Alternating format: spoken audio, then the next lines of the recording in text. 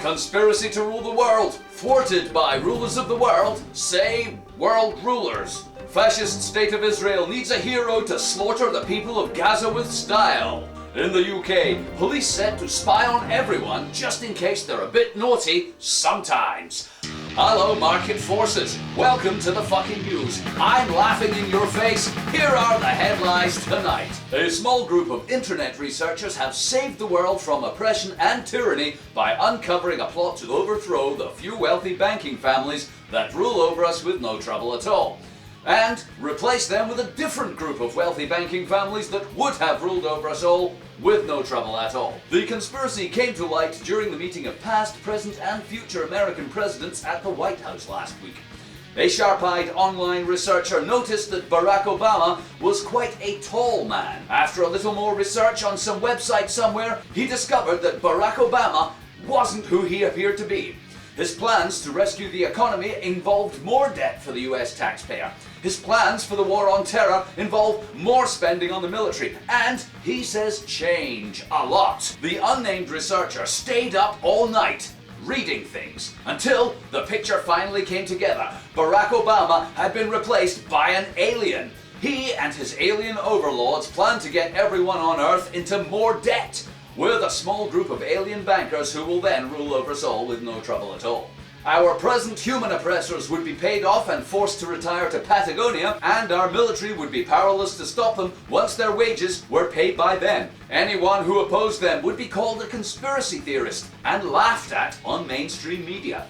Once in control of America, these evil beings planned to maintain economic slavery, continue the exploitation of Earth for the profit of wealthy people, and keep voodoo religious nutters killing each other as a distraction from real life on Earth. A spokesperson for our fascist murdering secret services didn't make this imaginary statement.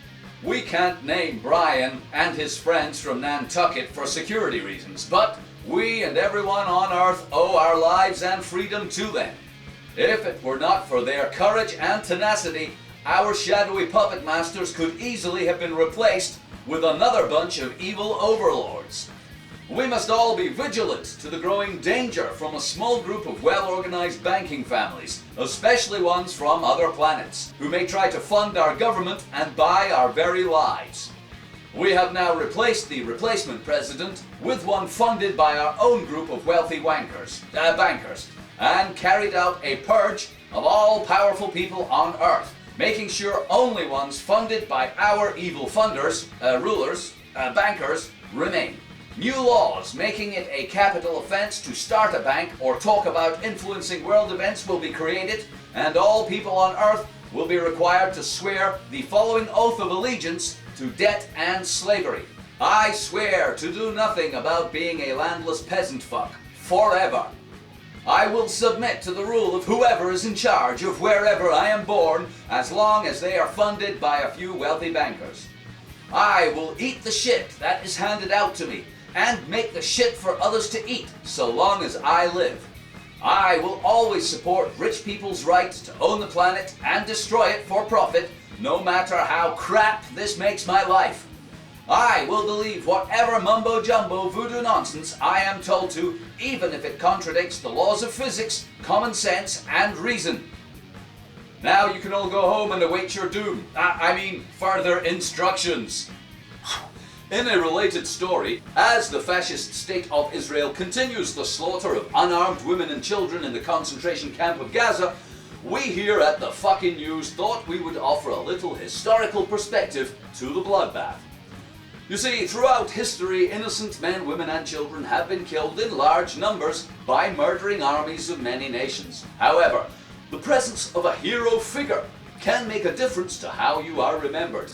As Catherine the Great famously said, you can be a murderous tyrant and the world will remember you fondly. But fuck one horse and you're a horse fucker forever. As of today, the fascist state of Israel is just a horse fucker.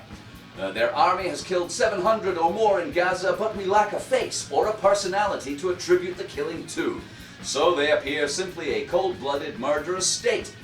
Napoleon Bonaparte breakfasted on 600 dead people. Hitler sneezed and more than that died. Alexander the Great put whole cities of people to the sword for fun.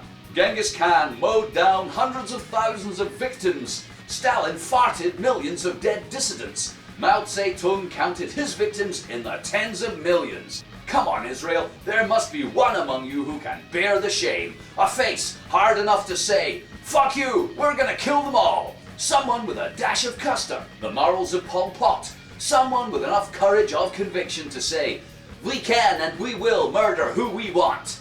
God is on our side. History will remember me as a hero. Death to Palestinians, blah, blah, blah." No? Ah well, a horse fucker you are then. In the UK, Big Brother, the Home Office, will now allow the police to hack into people's personal computers without a warrant. The hacking is known as remote searching, and it allows police or MI5 officers to examine the contents of all emails, web browsing habits, and instant messaging. Not that they'll need this power, because from March, all internet service providers will by law have to keep information about all your emails sent or received in the UK for a year. Your phone company and your bank already do this. Soon, no one in the country will have a private phone call, a private bank account or email. No one will send a private text or instant message, and all of your internet use will be recorded and available to the state. Don't worry though, because if you have nothing to hide, and you won't, you will have nothing to fear. Or will you? Let's not pretend for a second the state wouldn't use this information for other purposes than to safeguard your life. Or that everyone from the benefits department to the terrorist police won't crawl up your cyber bottom the first time you look a bit different. Not dangerous, just different. Don't like the council's refuse policy? Better shut up. Don't like the new taxes? Better shut up. Don't like the war on terror? Shut the fuck up. In fact, just go shopping and have a Coke. Go to work, watch TV, and shut the fuck up. Everybody, be cool. Be normal and behave like everybody else. No one be dissident. No one be outspoken or radical. No one protest, object, or organize against the status quo, or else. We know who you are, what you do, what you say, what you think. Big Brother isn't watching you. He crawled inside you and he's checking your mind for naughtiness. Oh, a naughtiness defined by the state for its protection, not yours. Thanks. And now the weather. Everything is fine, and I love the Queen and her fascist henchmen and the bankers. I love Israel, and I fully support its defense of the land it stole. God said it could have. Have a nice weekend.